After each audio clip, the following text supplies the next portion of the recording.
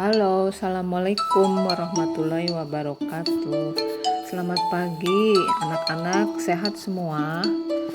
Hari ini kita belajar tentang struktur dan fungsi tumbuhan. Pokoknya hari ini kita membahas tentang hal-hal yang berkaitan dengan tumbuhan. Seperti kita ketahui kan ya, kamu sudah baca pasti struktur tumbuhan itu dimulai terdiri dari sel, terus dia akan membentuk jaringan ya. Jaringannya itu ada meristem, epidermis, parenkim, terus jaringan penguat, juga jaringan pengangkut. Terus nanti jaringan ini akan membentuk organ. Terus organ itu juga terdiri dari bagian yang vegetatif ya, itu yang kaitannya dengan akar, batang, daun, dan juga generatif, itu bagian ini berkaitan dengan bunga, buah, dan biji. Terus nanti kamu juga akan mempelajari tentang hama penyakit. Nah, kalau perlu dibaca dulu lah materinya ya. Kemudian nanti kita akan mempelajari juga tentang fotosintesis. Pada fotosintesis itu kan ada dua proses ya. Ada proses yang membutuhkan reaksi keras, itu pasti kaitannya memerlukan klorofil, cahaya matahari, juga air. Ini seperti kamu lihat seperti di video ini, nih bunga-bunga yang berwarna-warni ya, daun-daun yang hijau. Nah, itu pasti proses fotosintesisnya butuh cahaya matahari ya. Juga ada fotosintesis yang memerlukannya itu dalam reaksi gelap itu butuh karbon dioksida. Nah, nanti hasil fotosintesis itu pasti menghasilkan karbohidrat juga oksigen ya. Kamu juga pasti sudah membaca tentang gerak tumbuhan ya. Gerak tumbuhan itu kan ada yang pasti sudah kamu ketahui, gerak endonom, gerak esionom ya. Gerak esionom itu ada yang tropisme, taksis, nasti, juga ada gerak hidroskopis.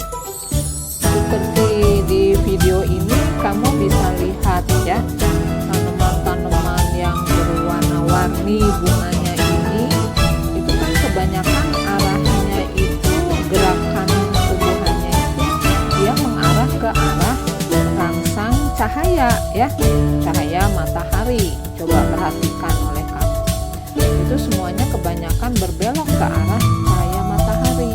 Nah, ini berarti geraknya itu termasuk gerak fototropisme ya, atau heliotropisme. Nah, coba nanti kamu pelajari sendiri dari tanaman-tanaman yang ada di rumahmu, itu akan terlihat. Ini seperti ini nih, bunga yang warna biru ini semuanya mengarah ke arah matahari. Nggak ada yang misalnya arahnya agak ke condong ke pagar misalnya. Juga ini bunga apa ini? Ini bunga apa? Wijaya kusuma nih. Ya.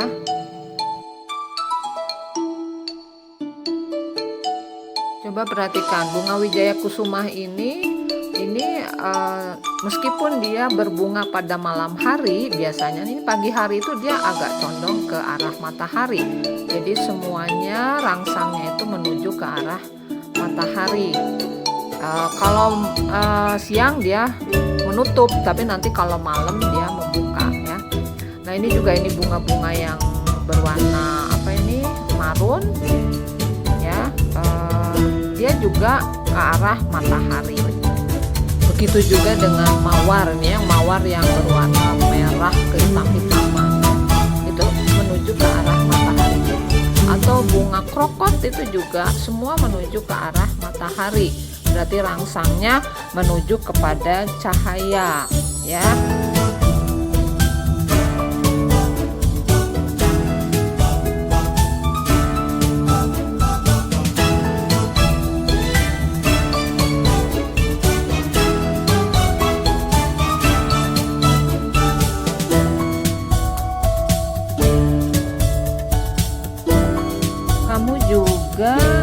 mempelajari tentang penyakit pada tanaman, ya kan. Tanaman itu dikatakan sakit kalau ada perubahan atau gangguan pada organ-organ tanaman, ya. Tanaman yang sakit itu biasanya pertumbuhan dan perkembangannya tidak normal.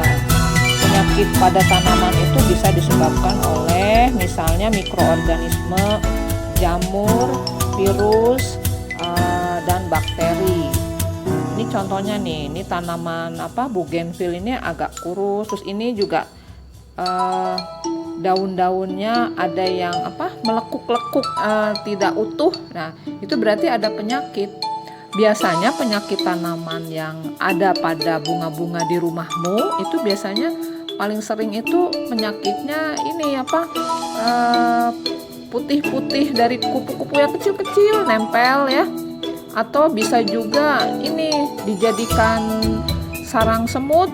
Jadi semut itu menggerogoti batang dari tanaman itu, kemudian dia membuat sarang di batang-batangnya.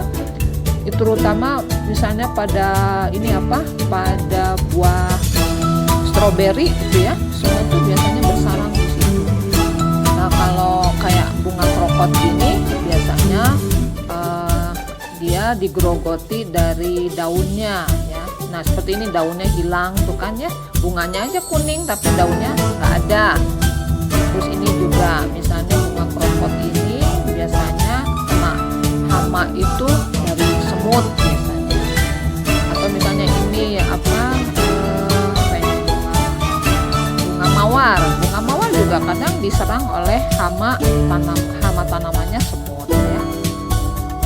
Jadi tanda-tanda tanaman yang terkena penyakit itu, ya, ciri-cirinya misalnya layu, ya, tanamannya.